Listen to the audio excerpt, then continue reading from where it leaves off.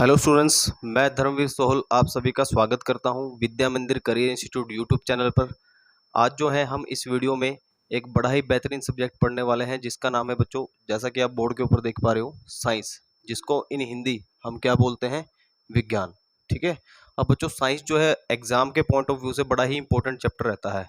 हर किसी ना किसी एग्जाम में साइंस से क्वेश्चन जरूर रहता है आपके पास, और साइंस जो है इसलिए आपके लिए पढ़ना बड़ा इंपॉर्टेंट हो जाता है। तो हमने अब जो ये सेशन स्टार्ट किया है साइंस का, इसके अंदर हमने जो साइंस पढ़नी है वो पढ़नी है बच्चों NCERT बेस्ड। ठीक है।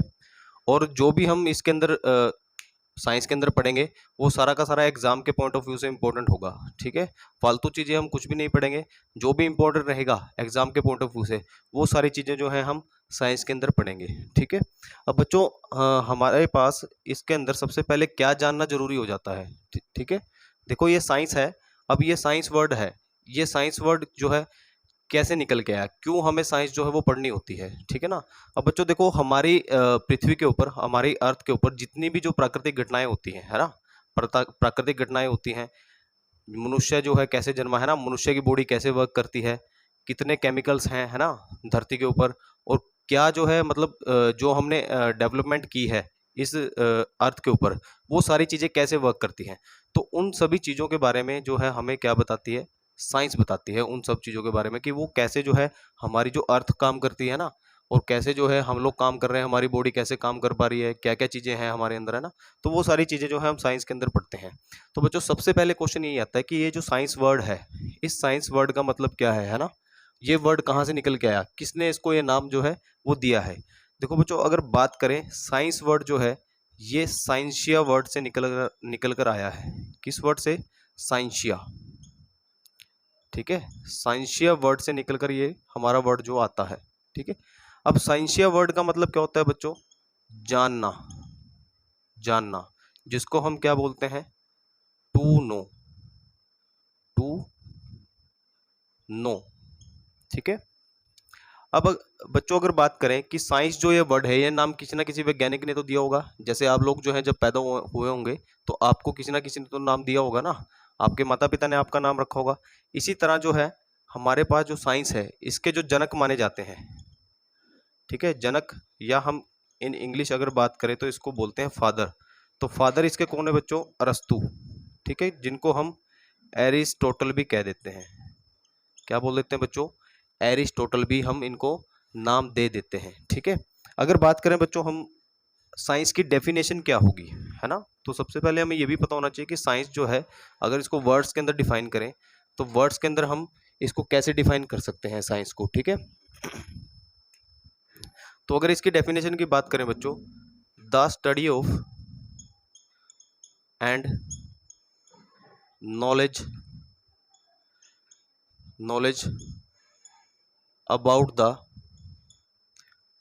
The physical world, about the physical world is called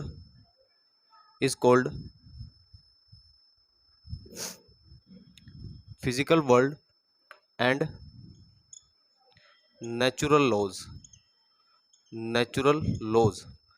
is called science। ठीक है। तो अगर हम बात करें कि साइंस की डेफिनेशन प्रॉपर वे में क्या होगी, कि the study of and knowledge about the physical world and natural laws is called science. यानी कि अगर हिंदी में इसकी बात करें तो हम इसको कह सकते हैं कि भौतिक जगत और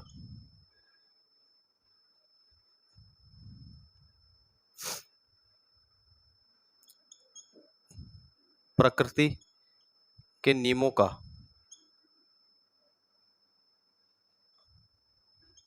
अध्ययन करना। ठीक है। भौतिक जगत और प्रकृति के नियमों का अध्ययन करना क्या कहलाता है बच्चों? साइंस कहलाता है, या इसको हम कह सकते हैं विज्ञान कहलाता है। ठीक है। तो बच्चों ये सिंपल से वर्ड में इसकी डेफिनेशन हो जाते हैं कि हमारे पास जो भौतिक जगत है और जो प्रकृति के नियम है, कि कैसे कैसे जो है हमारी प्रकृति काम करती है, उन सब के बारे में जानना, उनका अध्ययन करना कि कैसे जो है वो वर्क संभव हो पा रहा है ना, तो वो क्या कहलाता है बच्चों, हमारे पास विज्ञान कहलाता है। ठीक है, तो बच्चों अगर साइंस को हम डिवाइड करें, साइंस जो है हमारी 3 पार्ट्स के अंदर डिवाइड होती है। ठीक है, तो बड़ा ही इंपॉर्टेंट सेशन रहने वाला है बच्चों, वीडियो के एंड तक बने रहेंगे आप लोग। और आपको जैसा कि आपको पता है कि थंबनेल पर आपने देख लिया होगा हम किस चीज़ के बारे में पढ़ने वाले हैं। तो बेसिकली साइंस को हम 3 पार्ट्स के अंदर डिवाइड्स करते हैं। ठीक है, पहला पार्ट जो है हमारा बच्चों क्या आता है, फिजिक्स। और सेकंड पार्ट जो है हमारा क्या आता है, केमिस्ट्री। और थर्ड पार्ट जो हमारा आ जाता है इसके अंदर, बायोलॉजी। ठीक है, अगर हिंदी की बात करें, फिजिक्स को हम बोलते हैं बच्चों इन हिंदी भौतिक विज्ञान। और केमिस्ट्री को हम क्या कह देते हैं बच्चों, रसायन विज्ञान। ठीक है, और बायोलॉजी को हम बोलते हैं जीव विज्ञान, जीव विज्ञान। ठीक है, अब बच्चों ये जो है हमारे पास क्या है, साइंस के 3 पार्ट्स हैं। फिजिक्स के अंदर हम क्या पढ़ते हैं बच्चों, फिजिक्स के अंदर हम ये सब सारी बातें जानते हैं कि जैसे जो है हम चल पा रहे हैं धरती के ऊपर, है ना, तो हम किस कारण से चल पा रहे हैं, हम फ्रिक्शन की वजह से चल पा रहे हैं, है ना। तो वो कारण किसने निकाला, फिजिक्स ने निकाला। ग्रेविटेशन है, वो सारी फिजिक्स के अंदर पढ़ते हैं ना। एरोप्लेन उड़ पा रहा है या नहीं, कैसे उड़ पा रहा है ना, कैसे उड़ता है एरोप्लेन, तो उसके पीछे क्या है बच्चों, फिजिक्स है। केमिस्ट्री के अंदर हम क्या सारी चीजें जानते हैं, केमिस्ट्री के अंदर जो भी हमारे केमिकल्स हैं उनकी स्टडी के बारे में हम कहाँ पढ़ते हैं, केमिस्ट्री के अंदर पढ़ते हैं। बायोलॉजी के अंदर हम क्या पढ़ते हैं बच्चों, हम जीव विज्ञान के बारे में पढ़ते हैं, यानी कि जंतु जगत। जैसे आपका मेनली जो है हम ह्यूमन बॉडी के बारे में बायोलॉजी के अंदर जानते हैं। ठीक है, तो मेन जो है, जो हमें वैसे तो बहुत डीप जो है सब्जेक्ट है साइंस, लेकिन हमें जो एग्जाम के पॉइंट ऑफ व्यू से पढ़ना है वो सारी चीजें जो है हम इसके अंदर जानेंगे। ठीक है, तो जैसा कि आपने थंबनेल पर देख ही लिया होगा कि हम जो है आज किस सब्जेक्ट के बारे में डिस्कस करने वाले हैं यहाँ पर। तो हमारा जो सब्जेक्ट रहेगा बच्चों वो रहेगा इसके अंदर फिजिक्स। साइंस का पहला पार्ट जो है क्या है, इसके अंदर हम जो डिस्कस करने वाले हैं वो है बच्चों फिजिक्स। अब बच्चों फिजिक्स की अगर बात करें, अगर हम फिजिक्स की बात करें तो फिजिक्स की उत्पत्ति जो है कैसे हुई है। फिजिक्स की उत्पत्ति जो है बच्चों फ्यूजिस वर्ड से होती है। किस वर्ड से होती है, फ्यूजिस वर्ड से। ठीक है, फ्यूजिस वर्ड से होती है। अब फ्यूजिस जो वर्ड है बच्चों, ये पूछ लेता है एग्जाम में कि किस भाषा का वर्ड है। ये बच्चों ग्रीक भाषा का वर्ड है ना, यानी कि ग्रीक लैंग्वेज का वर्ड है।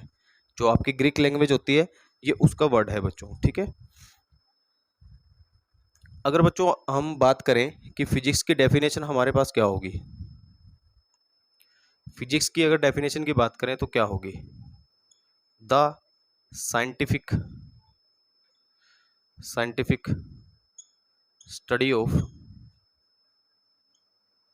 natural forces such as heat, temperature, ठीक है, प्रेशर, या हम कह सकते हैं बच्चों इसको लाइट, साउंड। ठीक है, लाइट, साउंड, इलेक्ट्रिसिटी, या इसके अंदर टेम्परेचर की जगह हम हीट ही इसको इसके अंदर लिख सकते हैं। ठीक है ना, हीट ही कर लेते हैं। Heat, pressure, light, sound, electricity etcetera. Heat, pressure, light, sound, electricity etcetera is called physics. ठीक है, यानी कि अगर बात करें इसकी डेफिनेशन की क्या रहेगी बच्चों, the scientific study of natural forces such as heat, pressure, light, sound, electricity etcetera is called क्या रहेगा आपका, फिजिक्स रहेगा। अगर हिंदी में बात करें इसको, प्रकाश, ध्वनि, दाब, साउंड और प्राकृतिक शक्तियों का वैज्ञानिक अध्ययन करना क्या कहलाता है हमारे पास, फिजिक्स कहलाता है। मैं फिर से रिपीट करता हूं, प्रकाश, दाब, ध्वनि, विद्युत और ऊष्मा आदि का, और जो भी प्राकृतिक शक्तियां हैं और प्राकृतिक शक्तियों का वैज्ञानिक अध्ययन करना क्या कहलाता है बच्चों, हमारे पास फिजिक्स कहलाता है। ठीक है, तो ये इसकी डेफिनेशन हो जाती है हमारे पास फिजिक्स की। ठीक है, तो इसके बारे में आपको पता होना चाहिए कि हमारे पास जो सब्जेक्ट हम पढ़ रहे हैं उसकी डेफिनेशन क्या होगी, वो कहाँ से निकल कर आया है, और उसके अंदर हमें क्या क्या चीजें जो है वो पढ़नी है। ठीक है, अब बच्चों जैसे हमने साइंस को पार्ट्स के अंदर डिवाइड किया था, ऐसे ही हमारे पास फिजिक्स के भी दो पार्ट्स हैं। ठीक है, फिजिक्स के भी हमारे पास दो पार्ट्स हैं। एक तो है बच्चों हमारी एंशिएंट फिजिक्स। कौन सी फिजिक्स है बच्चों, ancient physics. And second one is हमारी है modern physics. Modern physics. Ancient physics के अंदर हम क्या पढ़ते हैं बच्चों, अगर हिंदी में बात करें एंशिएंट फिजिक्स का मतलब क्या होगा, चिरसम्मत भौतिकी। चिरसम्मत भौतिकी, या इसको हम बोल देते हैं बच्चों परंपरागत भौतिकी। परंपरागत भौतिकी भी इसको हम कह देते हैं। ठीक है,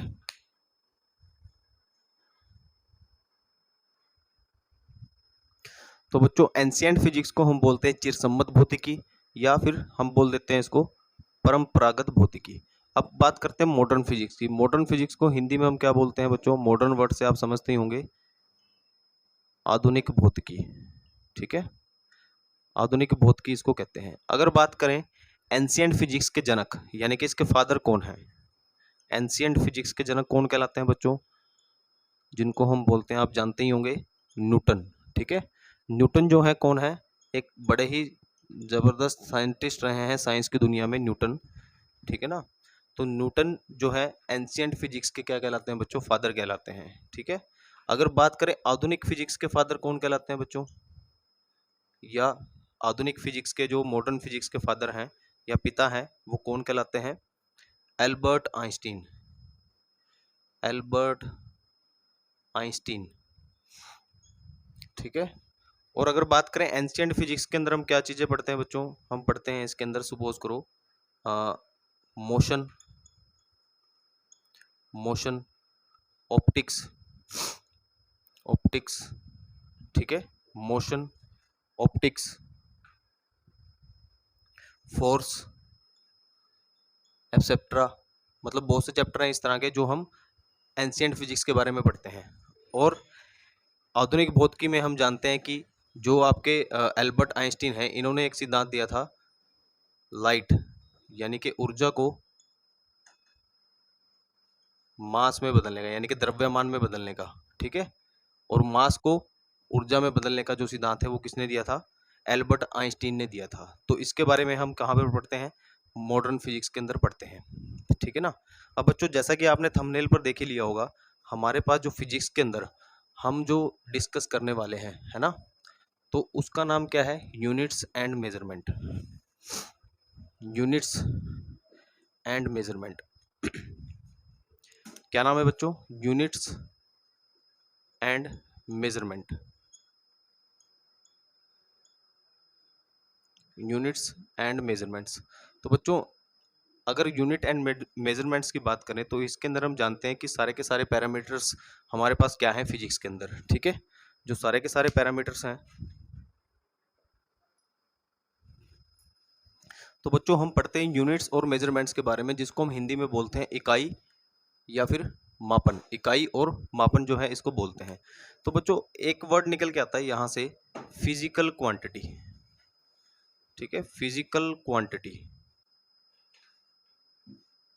यूनिट्स एंड मेजरमेंट्स पढ़ने से पहले हमारे पास जो है क्या निकल के आता है, फिजिकल क्वांटिटी। अब जो बच्चे तो साइंस बैकग्राउंड से हैं उनको तो कोई दिक्कत नहीं आने वाली यहाँ पर, है ना, लेकिन जो बच्चे साइंस बैकग्राउंड से नहीं है वो वीडियो में एंड तक बने रहेंगे, सारी चीज़ें उनको धीरे धीरे समझ में आ जाएंगी। ठीक है ना, अब बच्चों फिजिकल क्वांटिटी का मतलब क्या होता है, फिजिकल का मतलब क्या रहा बच्चों, इसको हम बोलते हैं भौतिक राशियाँ। इन हिंदी में अगर बात करें इसको हम बोलते हैं भौतिक राशियाँ। ठीक है, तो सबसे पहले इसकी डेफिनेशन की बात करते हैं, फिर मैं आपको इसके बारे में समझाऊंगा कि फिजिकल क्वांटिटी जो है होता क्या है। ठीक है ना, तो सबसे पहले इसकी डेफिनेशन की बात करते हैं,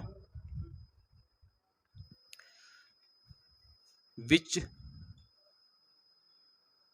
can be measured, which can be measured is called physical quantity. Physical quantity वह राशि जिसका मापन किया जा सके, वह राशि जिसका मापन किया जा सके उसे क्या बोलते हैं बच्चों? हम फिजिकल क्वांटिटी यानी कि भौतिक राशि बोलते हैं। ठीक है, उसे हम क्या कहते हैं? फिजिकल क्वांटिटी या भौतिक राशि कहते हैं। ठीक है बच्चों, तो वह राशि जिसका मापन किया जा सके उसे क्या बोलते हैं? हम फिजिकल क्वांटिटी बोलते हैं। एक quantity which can be measure, ठीक है, एक quantity which can be measured is called physical quantity.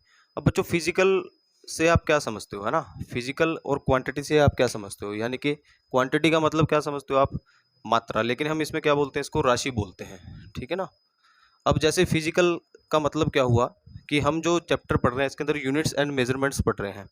तो जैसे ये बोर्ड है ना, ये बोर्ड है, हम क्या करते हैं कि इसको जो है माप सकते हैं ना। फिजिकल, क्या हम इसको नाप सकते हैं? दुख को नहीं नाप सकते। हम खुशी को नाप सकते हैं? नहीं नाप सकते, है ना, नहीं माप सकते। तो इसका मापन नहीं कर सकते, यानी कि जो हमें दिखाई दे रही है, जो फिजिकल चीज है, उसका मापन किया जा सकता है, उसे हम बोल सकते हैं फिजिकल क्वांटिटी। ठीक है ना? क्या बोलते हैं उसको? फिजिकल क्वांटिटी बोलते हैं। अब बच्चों फिजिकल क्वांटिटी जो है हमारे पास दो टाइप के अंदर डिवाइड होती है। दो टाइप के अंदर डिवाइड होती है। एक तो हमारे पास होती है बच्चों फंडामेंटल क्वांटिटी, फंडामेंटल क्वांटिटी।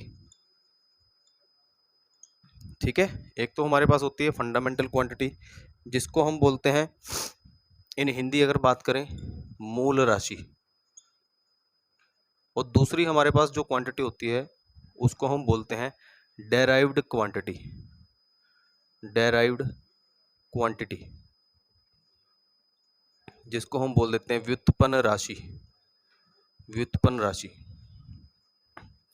ठीक है, तो हमारे पास जो फिजिकल क्वांटिटी होती है वो दो टाइप के अंदर डिवाइड होती है, जिसको हम बोलते हैं एक तो फंडामेंटल क्वांटिटी और एक बोलते हैं हम व्युत्पन्न राशि या डेराइव्ड क्वांटिटी। अब बच्चों इनके बारे में हमें पता होना चाहिए कि फंडामेंटल क्वांटिटी क्या होती है और डेराइव्ड क्वांटिटी क्या होती है। जैसा कि मैंने आपको बताया कि फिजिकल क्वांटिटी का मतलब होता है कि हमें जो चीज़ फिजिकल है ना, उसको नाप सकते हैं। जैसे ये बोर्ड दिखाई दे रहा है, ये मार्कर दिखाई दे रहा है, इसको हम चेक कर सकते हैं ना, इसकी मेजरमेंट कर सकते हैं। ठीक है, तो फिजिकल क्वांटिटी जो है वो क्या है, हमारे पास दो टाइप के अंदर होती है। तो सबसे पहले हम डिस्कस करते हैं फंडामेंटल क्वांटिटी के बारे में।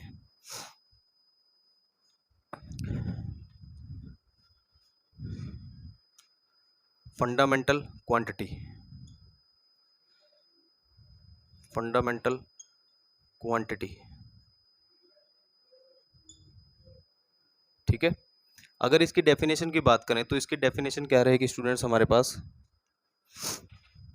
The physical quantity, the physical quantity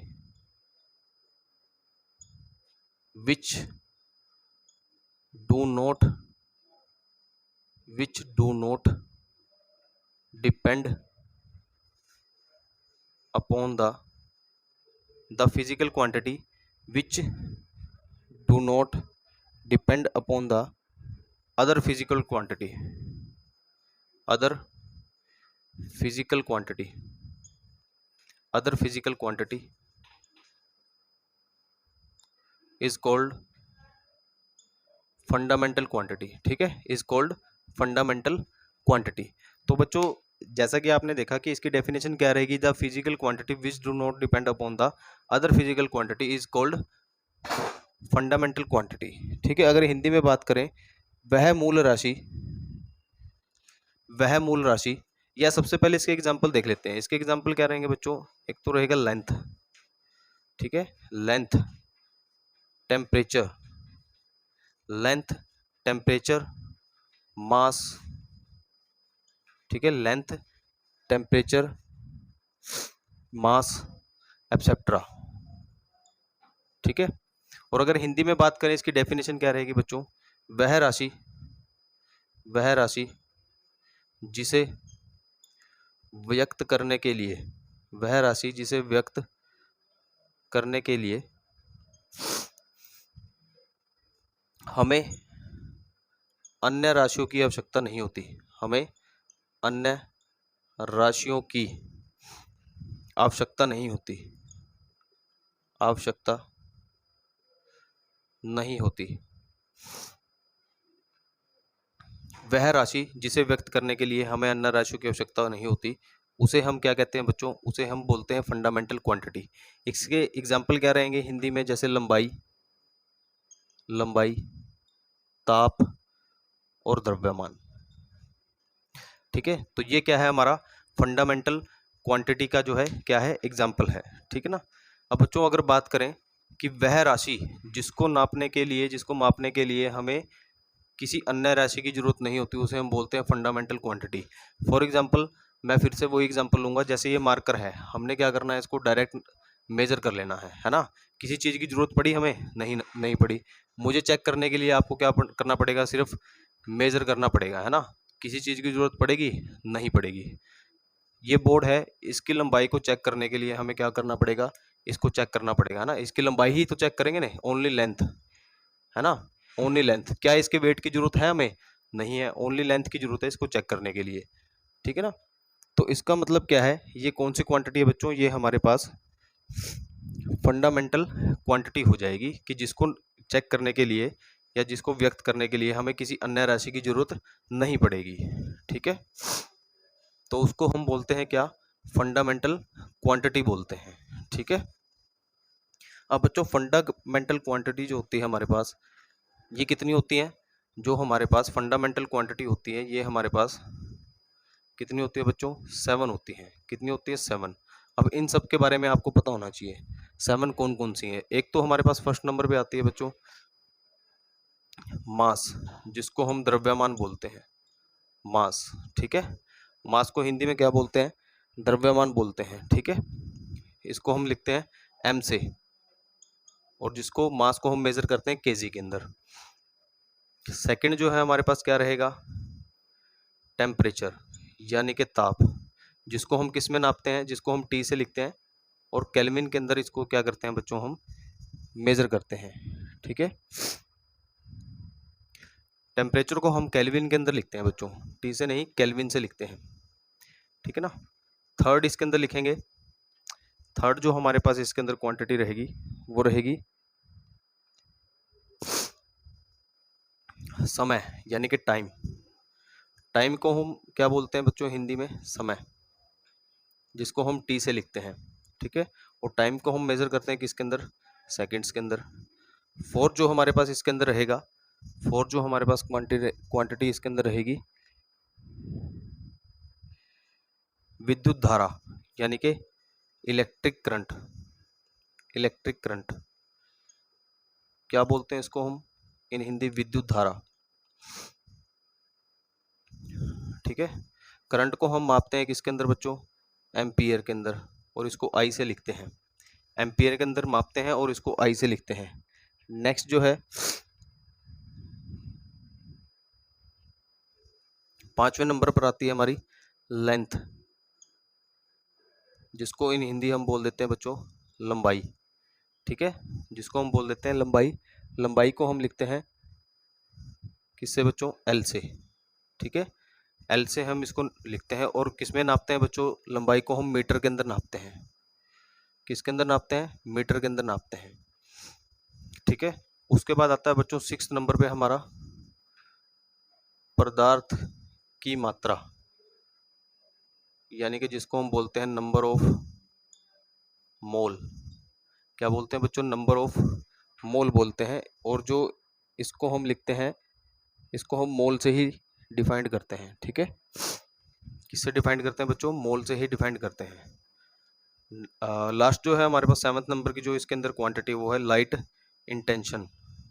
light intention, जिसको हम बोलते हैं बच्चों ज्योति तीव्रता। ज्योति तीव्रता। ठीक है, लाइट इंटेंशन, जिसको हम क्या बोल देते हैं? ज्योति तीव्रता। इसको हम लिखते हैं सीडी से। सीडी से, जिसको हम बोलते हैं कैडेला। ठीक है, कैडेला। तो ये जो है हमारे पास 7 फंडामेंटल क्वांटिटी होती हैं, बड़ी इंपॉर्टेंट होती है। अगर एग्जाम में क्वेश्चन पूछ ले कि इनमें से कौन सी फंडामेंटल क्वांटिटी रही है, तो इनके बारे में आपको नॉलेज होना बहुत जरूरी है ना। क्वेश्चन कैसे पूछेगा कि निम्नलिखित में से कौन सी जो है फंडामेंटल क्वांटिटी नहीं है, तो इनमें से 3 ऑप्शन होंगे और एक ऑप्शन जो है अदर क्वांटिटी का होगा, जो तो उसमें से आपको ये पहचानना होगा कि हमारे पास कौन सी फंडामेंटल क्वांटिटी है और कौन सी फंडामेंटल क्वांटिटी नहीं है। मैं फिर से रिपीट करता हूँ, फंडामेंटल क्वांटिटी वो होती है जिसको मेजर करने के लिए किसी अन्य राशि की जरूरत नहीं होती, किसी अन्य राशि की जरूरत नहीं होती। जैसे बोर्ड मापने के लिए हमें इसको एक पैरामीटर्स के अंदर मापना है ना ही इसका वेट चेक करना है, हमें सिर्फ इसकी मेजरमेंट्स ही करनी है। तो मेजरमेंट करने के लिए हमें क्या करना होगा, सिर्फ एक ही यूनिट की जरूरत पड़ेगी, किसकी, लंबाई की, लेंथ की। अगर हमें किसी चीज का भार ज्ञात करना है या द्रव्यमान ज्ञात करना है तो हमें मास की जरूरत पड़ेगी, ठीक है। अगर किसी चीज का टेम्परेचर चेक करना है तो टेम्परेचर से ही चेक करेंगे उसको, किसी अन्य भौतिक राशि की हमें जरूरत नहीं पड़ेगी, ठीक है। तो इस तरह से ये हमारी हो जाती है कौन सी, फंडामेंटल क्वांटिटी। नेक्स्ट जो है हमारे पास आती है बच्चों डेराइव्ड क्वांटिटी, ठीक है। हमने किसके बारे में जाना, फंडामेंटल क्वांटिटी के बारे में हमने जान लिया। अब हम पढ़ते हैं किसके बारे में, डेराइव्ड क्वांटिटी के बारे में। डेराइव्ड क्वांटिटी, जिसको हम क्या बोलते हैं बच्चों, व्युत्पन्न राशि, व्युत्पन्न राशि, ठीक है। व्युत्पन्न राशि, अगर इसकी डेफिनेशन की बात करें तो इसकी डेफिनेशन क्या रहेगी, the physical quantity, the physical quantity which depends upon the fundamental quantity, which depends upon the fundamental quantities is called derived quantity, is called derived quantity। अगर बच्चों हिंदी में बात करें इसको हम कह सकते हैं वह राशियां जो फंडामेंटल, वह राशियां जिनको व्यक्त करने के लिए हमें फंडामेंटल क्वांटिटीज की क्या पड़ती है बच्चों, जरूरत पड़ती है ना। यानी कि वह राशियां जिनको व्यक्त करने के लिए फंडामेंटल क्वांटिटीज की जरूरत पड़ती है, या वो सारी की सारी डिपेंड करती है किसके ऊपर, फंडामेंटल क्वांटिटीज के ऊपर, तो उसको हम क्या कहेंगे, उसको हम कहेंगे डेराइव्ड क्वांटिटी, या फिर हम कह सकते हैं इसको व्युत्पन्न राशि, ठीक है। तो इसके एग्जाम्पल क्या रहेंगे बच्चों, इसके एग्जाम्पल रहेंगे for example speed, speed, acceleration, acceleration, ठीक है, स्पीड, स्पीड, एक्सेलरेशन, एक्सेलरेशन, ठीक है, एटसेट्रा। स्पीड को हम बोलते हैं बच्चों गति, ठीक है, जो स्पीड होगी आपकी क्या होगी, गति, और एक्सेलरेशन को हम बोलते हैं क्या, त्वरण, ठीक है, त्वरण। तो बच्चों ये जो है क्या है, डेराइव्ड क्वांटिटी की क्या है बच्चों, डेफिनेशन रहेगी हमारे पास। इन हिंदी मैंने आपको पढ़कर बता दिया और इंग्लिश में आपके सामने लिखी हुई है, ठीक है। तो बच्चों इसके अंदर फॉर एग्जांपल अगर हम बात करें, जैसे हमारे पास क्या होती है, काइनेटिक एनर्जी होती है। काइनेटिक एनर्जी का फॉर्मूला क्या होता है, हाफ एम वी स्क्वायर, ठीक है। तो m क्या होता है इसके अंदर, m होता है इसके अंदर मास, और v क्या होता है इसके अंदर हमारी पास वेलोसिटी, ठीक है, जिसको हम वेग बोल देते हैं, और मास को हम क्या बोलते हैं, द्रव्यमान बोलते हैं। तो बच्चों देखो इसके अंदर हमारे पास दो तरह की क्वांटिटी है ना। तो एक तो हमारे पास मास है और एक हमारे पास क्या है, वेलोसिटी, यानी कि दो क्वांटिटी की जरूरत पड़ी। तो डेफिनेटली सी बात है इसके अंदर क्या हुआ, हमारे पास जो ये डेराइव्ड क्वांटिटी है तो ये किसके ऊपर डिपेंड करती है बच्चों, फंडामेंटल क्वांटिटी के ऊपर जो है डिपेंड करती है। जैसे काइनेटिक एनर्जी निकालने के लिए हमें मास की जरूरत पड़ती है और वेग की, यानी कि स्पीड की भी, वेलोसिटी को हम वेग बोलते हैं, ठीक है ना, वेग बोलते हैं। अगर स्पीड के साथ हम डायरेक्शन लगा देते हैं तो वो किस में कन्वर्ट हो जाती है बच्चों, वेलोसिटी में कन्वर्ट हो जाती है, ठीक है। तो इसके अंदर ये जो है हमारा रहता है कि जो डेराइव्ड क्वांटिटी है वो सीधा सीधा किसके ऊपर डिपेंड करती है, फंडामेंटल क्वांटिटी के ऊपर जो है वो डिपेंड करती है। ठीक है, अब नेक्स्ट जो है इसके अंदर हम फोकस करते हैं यूनिट्स एंड मेजरमेंट के ऊपर। ठीक है, यूनिट्स एंड मेजरमेंट के ऊपर। अब बच्चों यूनिट्स एंड मेजरमेंट होता क्या है, देखो यूनिट का मतलब क्या होता है, इकाई, और मेजरमेंट का मतलब क्या होता है, मापन। अब बच्चों यूनिट क्या होता है, ठीक है, यूनिट क्या होता है, यूनिट वो होता है जैसे आप लोग कहीं पर क्या गए, 2 किलो चीनी लेने गए, है ना, 2 kg। अब ये केजी क्या है, ये केजी इसके अंदर यूनिट है, क्या है बच्चों, यूनिट है इसके अंदर। आप दुकानदार के पास गए, आप कभी उसको ऐसा तो नहीं बोलते कि 2 चीनी दे दे भाई मेरे को, है ना, 2 चीनी दे, 2 चीनी का मतलब क्या, 2 चीनी कोई सेंस बनी, तो उसके लिए हमें यूनिट लगानी पड़ेगी केजी, जिसको हम माप सकते हैं केजी के अंदर, कि हम उसको कहेंगे 2 किलो हमें क्या दे दे भाई, शुगर दे दे या चीनी दे दे, है ना। तो केजी क्या है, इसके अंदर यूनिट है। जैसे आपने क्या किया, आप सुबह उठे और 5 किलोमीटर आपने क्या की, रनिंग की, है ना, रनिंग की, तो क्या आप ऐसा कहोगे क्या कि हाँ भाई मुझे, मैं तो 5 गया था, 5 दौड़ के आया हूँ, तो 5 का मतलब क्या सेंस हुआ, कुछ उसके आगे कुछ यूनिट लगाने पड़ेंगे। यूनिट का मतलब क्या हुआ, ये किलोमीटर, ये किलोमीटर क्या है बच्चों, ये हमारे यूनिट है इसके अंदर। तो ये जो है हम इस वीडियो में जो है वो जानने की कोशिश कर रहे हैं कि यूनिट्स एंड मेजरमेंट तो होता क्या है, ठीक है ना। तो इसके अंदर डिफरेंट डिफरेंट हमारे पास क्वांटिटीज होती हैं, तो उन क्वांटिटीज के ऊपर ये डिपेंड करती हैं कि ये क्वांटिटीज जो है हमें हेल्प करती है यूनिट्स और मेजरमेंट निकालने के लिए। ठीक है, तो आज की वीडियो में बच्चों इतना ही, नेक्स्ट वीडियो में यहीं से कंटिन्यू करेंगे और आगे की कहानी जो है यूनिट एंड मेजरमेंट के अंदर वो जानेंगे। ठीक है।